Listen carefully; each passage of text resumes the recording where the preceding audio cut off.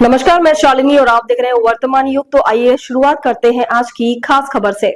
DK Shiv Kumar के साथ 100 विधायक, कांग्रेस एमएलए के दावे ने बढ़ाई अलाकमान की मुश्किलें, कर्नाटक पहुंचे सुरजेवाला। कर्नाटक की राजनीति में इन दिनों हलचल बढ़ती जा रही है, जहां कांग्रेस पार्टी के भीतर मुख्यमंत्री पद को लेकर तेजी से चर्चाएं हो रही हैं। खासतौर पर उप मुख्यमंत्री डीके शिव कुमार के करीबी एक विधायक ने बड़ी हिम्मत के साथ यह दावा किया है कि लगभग 100 विधायक अब मुख्यमंत्री पद पर बदलाव चाहते हैं।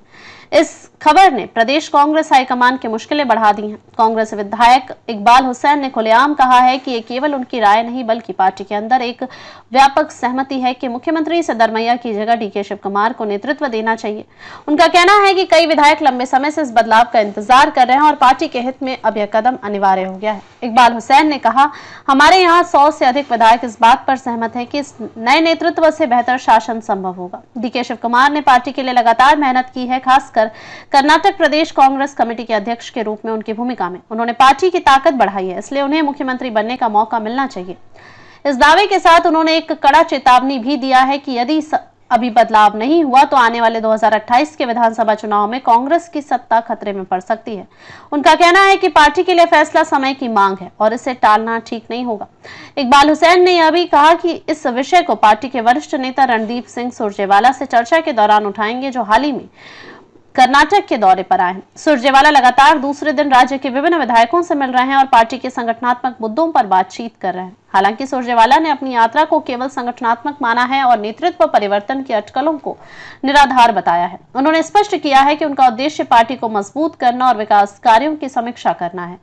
सुरजेवाला के इस दौरे के पहले चरण में वे बेंगलुरु शहर, बेंगलुरु ग्रामीण, बेंगलुरु दक्षिण, चामराजनगर, मैसूरू, दक्षिण कन्नड़ और कोलार जैसे महत्वपूर्ण जिलों के लगभग 20 विधायकों से मुलाकात कर चुके हैं। पार्टी सूत्रों के अनुसार ये बैठकें 3 दिन तक चलेंगी, जिनका उद्देश्य विधायक वर्ग से सीधे संवाद स्थापित करना है। इस बीच कांग्रेस के शीर्ष नेतृत्व की प्रतिक्रिया भी आई है।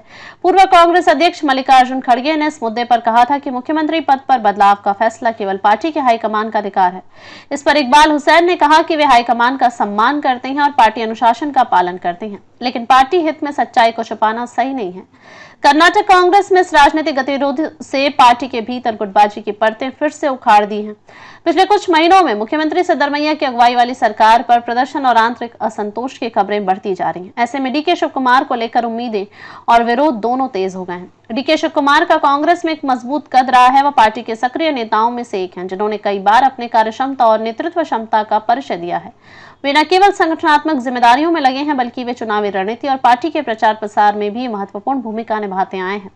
इस राजनीतिक माहौल में कांग्रेस के लिए अब चुनौती ये है कि वे अपने विधायकों और नेताओं के बीच संतुलन बनाए रखें और किसी भी विवाद को खुलकर सुलझाएं, क्योंकि 2028 के विधानसभा चुनाव कर्नाटक में कांग्रेस के लिए एक बड़ा मौका भी हो सकता है, बशर्ते पार्टी एकजुट होकर चुनाव लड़ सके। राजनीतिक विश्लेषकों का मानना है कि अगर कांग्रेस अपने अंदरूनी मतभेदों को नहीं सुलझा पाई तो इससे पार्टी की साख और चुनावी संभावनाओं पर नकारात्मक असर पड़ सकता है।